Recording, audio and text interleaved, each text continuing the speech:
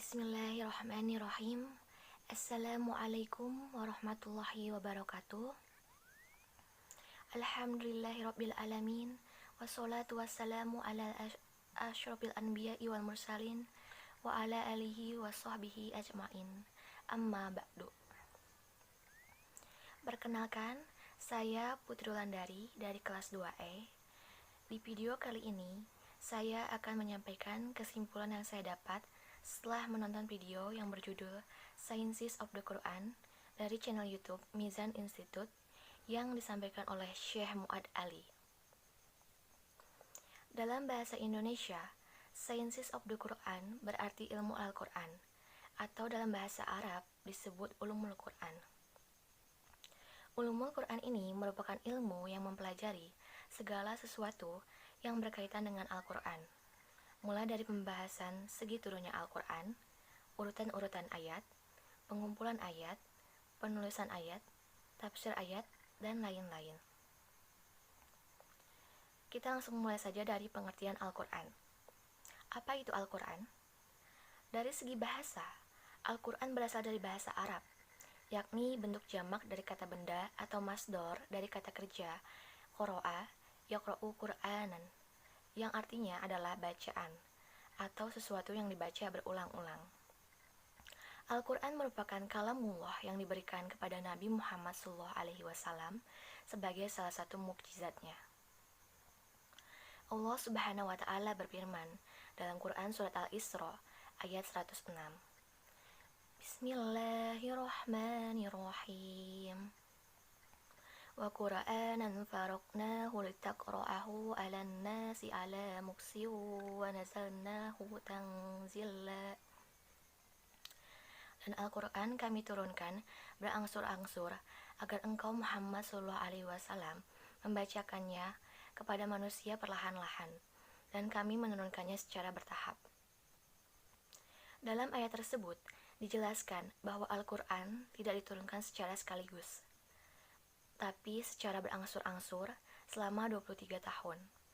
Lebih tepatnya selama 22 tahun, 2 bulan, 22 hari. Ditafsirkan bahwa Al-Quran itu kami turunkan dengan keterangan yang jelas, dengan harapan agar engkau membacakannya kepada manusia secara perlahan-lahan dan tidak tergesa-gesa, karena hal itu lebih mudah untuk dipahami dan diperhatikan.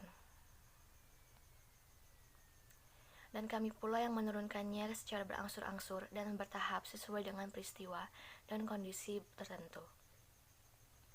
Allah Subhanahu wa Ta'ala juga berfirman dalam Quran Surat Al-Qiyamah ayat 17 hingga 18.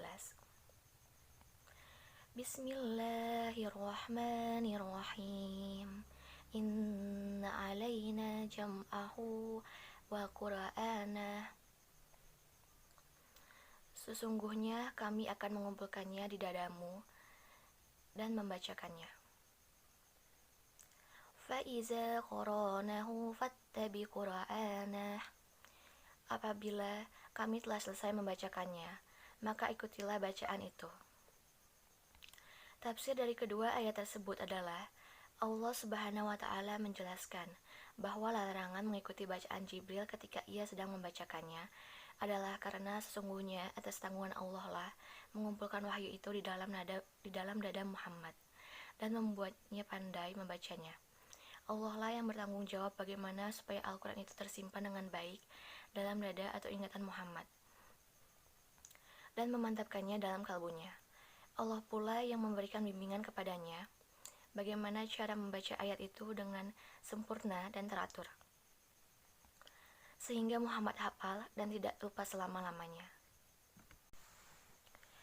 Apabila Jibril telah selesai membacakan ayat-ayat yang harus diturunkan, hendaklah Muhammad SAW membacanya kembali. Nanti ia akan mendapatkan dirinya selalu ingat dan hafal ayat-ayat itu. Tegasnya pada waktu Jibril membaca, hendaklah Muhammad diam dan mendengarkan bacaannya.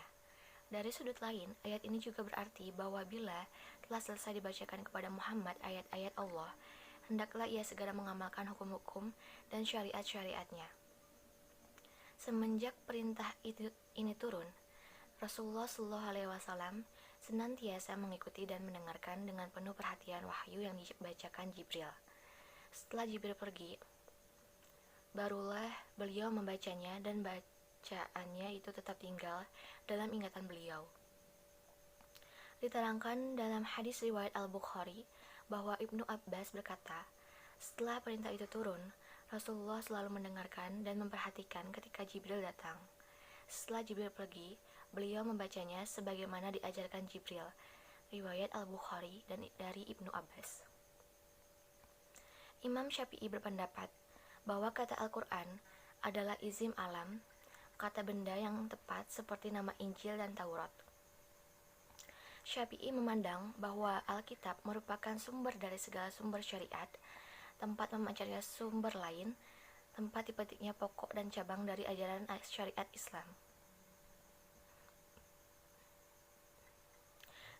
Dari sudut pandang demikian, maka Alkitab merupakan kulis syariah atau prinsip dasar dari seluruh ajaran syariat agama. Keseluruhan syariat Islam yang terkandung dalam Alkitab dapat dipahami dari yang tersurat dan tersirat melalui pengamatan atau penafsiran, ataupun dijelaskan oleh sunnah Rasul. Imam Syafi'i menjelaskan bahwa Al-Quran merupakan petunjuk. Semua diturunkan Allah dalam Al-Quran adalah Al-Hujjah atau dalil atau argumen dan rahmatnya. Tampaknya Syafi'i tidak memberikan balasan definitif bagi Al-Quran, tetapi berdasarkan uraiannya, para pengikutnya lah yang merumuskan definisinya, yang membentuk pengertian bahwa Al-Quran adalah kalam yang diturunkan kepada Rasul Muhammad SAW, termuat dalam mushaf, diriwayatkan secara mutawatir, merupakan suatu mukjizat dan membacanya adalah ibadah. Karena Al-Quran diturunkan kepada Muhammad, maka bahasanya adalah bahasa Arab, meskipun berlaku bagi umat sedunia. Menurutnya, alasan menggunakan bahasa Arab disebabkan karena bahasa Arab itu bahasa yang kaya dan sangat luas kosakatanya dibandingkan bahasa lain. Aneka macam arti ditemukan dalam satu kata, demikian pula sebaliknya. Jadi, Al-Quran itu terdiri dari ayat-ayat yang saling membantu dalam pemahaman dan surah yang sebanding dalam keindahan dan prosa. Al-Quran merupakan wahyu yang diberikan kepada Nabi Muhammad. Definisi ilmiah Al-Quran. Terdapat banyak definisi Al-Quran, tetapi dari berbagai definisi tersebut memiliki makna atau arti yang sama, hanya cara pengkalimatannya saja yang berbeda. Definisi yang baik harus mencakup semua yang penting dan mengecualikan segala sesuatu yang asing dibuat sesingkat mungkin. Quran adalah perkataan Arab Allah yang diungkapkan kepada Muhammad SAW dalam kata-kata dan makna yang telah dilestarikan dalam mushaf dan telah sampai pada kita dengan transmisi mutawatir dan merupakan tantangan bagi umat manusia untuk menghasilkan yang serupa. Sesuai dengan surat Yusuf ayat 2, Bismillahirrahmanirrahim. Inna anzalnahu Qur'anan Arabiyya la'allakum taqilun.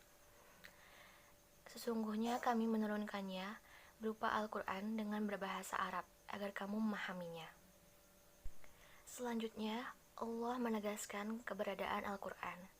Sesungguhnya kami menurunkannya, yakni kalam Allah yang qadim sebagai Quran, yaitu bacaan yang berbahasa Arab, bahasa induk masyarakat pertama yang dihadapi Nabi, agar kamu mengerti maknanya dan paham akan isi dari pesan-pesan yang terkandung di dalamnya. Sehingga kamu mampu memahaminya dengan akalmu. Allah menurunkan ayat ini dan sesudahnya ketika sekelompok orang Yahudi meminta Nabi Muhammad SAW menceritakan kisah Nabi Yusuf dan Nabi Yakub. Lalu turunlah ayat berikut ini. Kami akan menceritakan kepadamu, wahai Nabi Muhammad, suatu kisah umat-umat terdahulu untuk menguatkan hatimu dan menjadikan pelajaran bagi umatmu.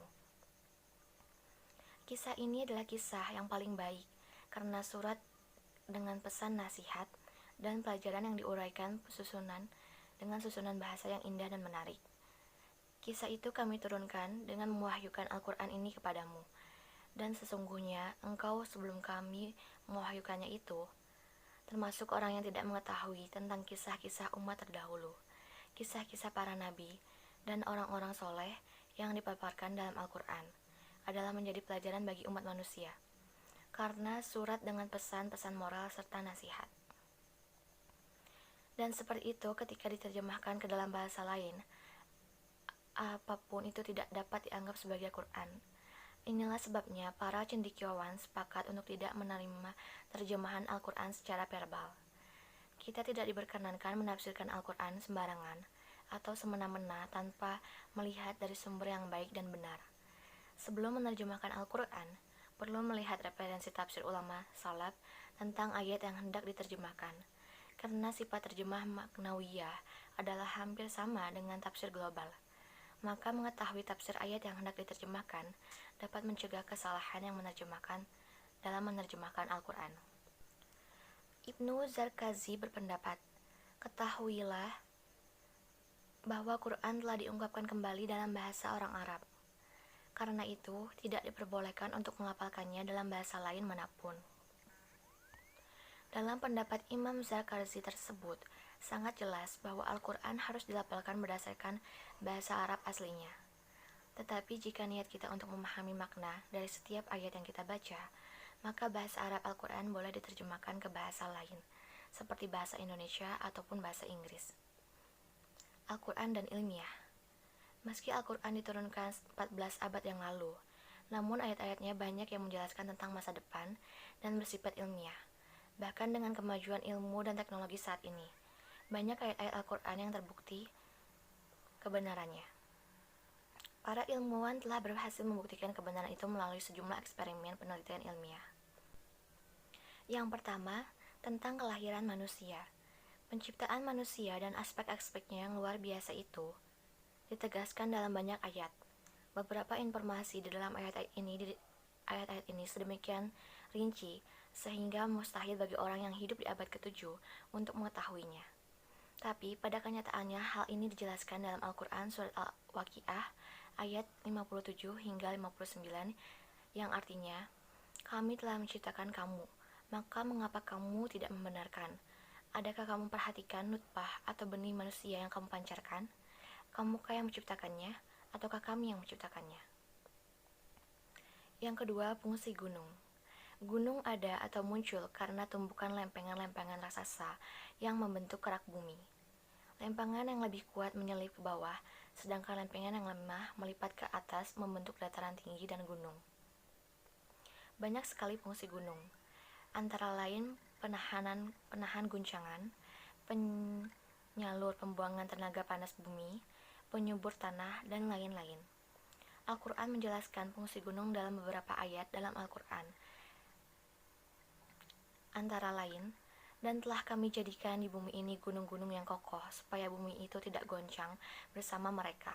Dan telah kami jadikan pula di bumi itu jalan-jalan yang luas, agar mereka mendapat petunjuk. Quran Surat Al-Anbiya ayat 31. Bukankah kami telah menjadikan bumi itu sebagai hamparan, dan gunung-gunung sebagai pasak? Quran Surat An-Naba ayat 6 hingga 7. Yang ketiga, api di dasar laut. Meskipun sangat panas, tetapi tidak cukup untuk memanaskan seluruh air yang ada di atasnya. Begitupun seluruh air yang ada di atasnya tersebut tidak mampu memadamkan api panas tersebut. Sungguh keajaiban yang luar biasa. Lempengan-lempengan ini terletak di lembah atau dasar samudra. Ia menahan lelehan bebatuan panas yang dapat membuat laut meluap-luap. Akan tetapi, banyaknya air di lautan dapat meredam panasnya bara yang memiliki suhu panas tinggi ini lebih dari 10.000 Celcius, mampu menguapkan air laut. Ini adalah salah satu di antara banyak fakta-fakta bumi lainnya yang mengejutkan para ilmuwan. Sebenarnya Al-Quran sudah menyebutkan tentang api di dasar lautan ini. Dalam Quran Surat At-Tur ayat 1 hingga 6. Demi bukit dan kitab yang tertulis pada lembaran yang terbuka, dan demi Baitul Makmur atau Ka'bah, dan demi surga langit yang ditinggikan, dan demi laut yang di dalamnya tanah ada api. Yang keempat, besi. Fakta tentang manfaat besi dan asal besi juga sudah tertulis dalam Al-Quran, surah Al-Hadid ayat 25, yang artinya, sesungguhnya kami telah mengutus rasul-rasul kami dengan membawa bukti-bukti yang nyata, dan telah kami turunkan kepada mereka Alkitab dan neraca keadilan, supaya manusia dapat melaksanakan keadilan, dan kami turunkan anzalna atau besi yang padanya terdapat kekuatan yang hebat dan berbagai manfaat bagi manusia, supaya mereka mempergunakan besi itu, dan supaya Allah mengetahui siapa yang menolong agamanya dan rasul-rasulnya, padahal Allah tidak dilihatkannya. Sesungguhnya Allah Maha Kuat lagi Maha Perkasa. Maka kesimpulannya, Al-Quran merupakan kalamullah yang diwahyukan kepada Nabi Muhammad selama 23 tahun. Al-Quran mengandung banyak pembahasan mengenai kehidupan, mulai dari pembahasan ayat mula terciptanya manusia, hukum waris, hukum perkawinan, hukum perang, hukum jual beli, hukum riba, dan hukum lainnya. Oleh karena itu, Al-Quran dijadikan sebagai rujukan utama bagi segala rujukan, sumber dari segala sumber, basis bagi segala sains, dan ilmu pengetahuan sejauh mana keabsahan ilmu harus diukur standarnya adalah Al-Quran.